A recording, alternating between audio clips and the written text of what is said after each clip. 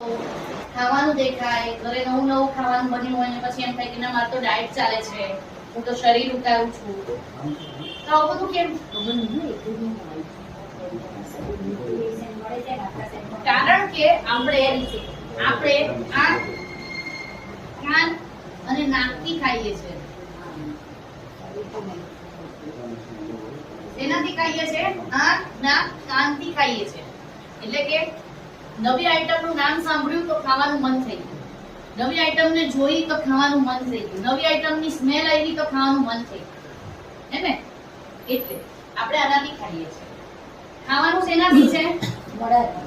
ના, માઇન્ડફુલ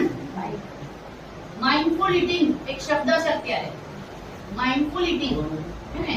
તો mindful eating એટલે કે મગજને અવેર રાખવાનું છે, મગજને અવેર રાખવાનું છે. હું આ ખાઈશ તો મારી કેલરી, મારા શરીરમાં ટોક્સિન, મારું વજન, ચરબી, ગેસ, કબજિયાત, શુગર, બીપી, આ બધું બરાબર રહેશે